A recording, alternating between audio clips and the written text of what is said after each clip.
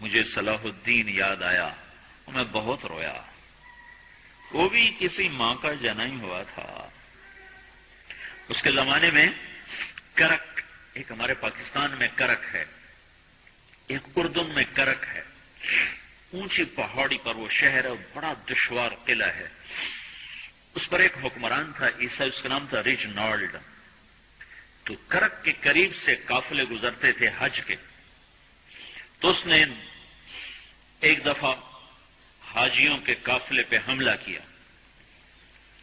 اور کہنے لگا بلاؤ اپنے محمد کو تمہاری مدد کرے، اور سارے حاجیوں کو تعطیق کر دیا.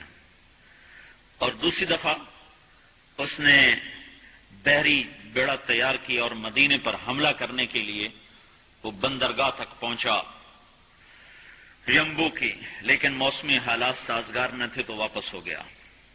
تو حطین کی لڑائی ہوئی ہے فلسطین میں، جس میں سارا یورپ اپنی طاقت کے ساتھ میدان میں اترا تھا، اور ادھر تنہا صلاح الدین ایوبی رحمۃ اللہ علیہ اکیلا اس لشکر سے ٹکرایا تھا.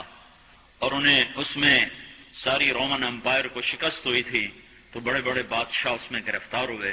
تو اس میں ریجنالڈ بھی گرفتار ہو کے آیا. تو کوئی 12 بادشاہ تھے ریاستوں کے جو سامنے اس کے پیش کیے گئے. تو پیاس کی شدت سے سب کا برا حال تھا. تو صلاح الدین نے سب کو پانی پیش کیا، ریجنالڈ کو نہیں پیش کیا. تو یروشلم کا جو بادشاہ تھا ہمفرے، اس نے اپنا پانی بچا کے اس کو دیا. تو صلاح الدین نے کہا یہ پانی تو دے رہا ہے، میں نہیں دے رہا ہوں. اسلام میں یہ ہے جب کسی کو پانی پلا دو تو اس پہ تم ہاتھ نہیں اٹھا سکتے، یہ امن کی نشانی ہے. تو صلاح الدین نے فوراً اسے کہا یہ پانی تو نے دیا، میں نے نہیں دیا. تو پھر انہوں نے ریجنالڈ کو اسلام کی دعوت دی کہ تو مسلمان ہو جا، میں تجھے دعوت دیتا ہوں. اس نے انکار کر دیا، کہا میں نہیں ہوتا. تو انہوں نے کہا میں نے تیرے قتل کی 2 دفعہ قسم کھائی تھی. ایک جب تو مدینے پہ حملہ آور ہوا تھا تو میں نے قسم کھائی تھی میں تجھے اپنے ہاتھوں سے قتل کروں گا. اور دوسری دفعہ جب تم نے حاجیوں پہ حملہ کر کے کہا تھا بلاؤ محمد کو، تو میں نے قسم کھائی تھی کہ مجھے اللہ نے موقع دیا تو میں اپنے ہاتھ سے تیری گردن اڑاؤں گا. آج محمد کا ادنا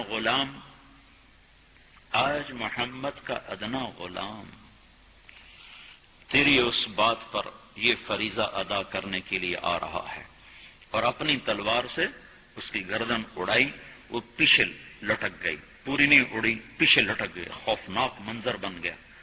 تو سارے بادشاہوں پہ کپ کپی طاری ہو گئی. تو صلاح الدین فرمانے لگے ہمارے مذہب میں یہ نہیں ہے، بادشاہوں کے ساتھ ہم بادشاہوں جیسا ہی سلوک کرتے ہیں.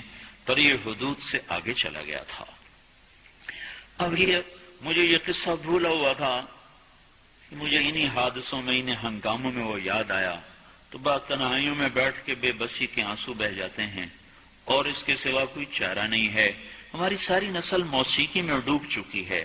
جو بدن سرتال پہ تھرکتے ہوں، جو بدن موسیقی کے اوپر ہلتے ہوں، رقص میں آتے ہوں، ان پہ کانٹے ہی اگیں گے. ان پہ صلاح الدین کا پھول نہیں اگ سکتا، ان میں محمد بن قاسم کے پھول نہیں اگ سکتے. بانجھ ہو گئی ہے ہماری نسل، اور یہ یورپ کا سحر جو چل گیا ہے، ہماری بے بسی ہے.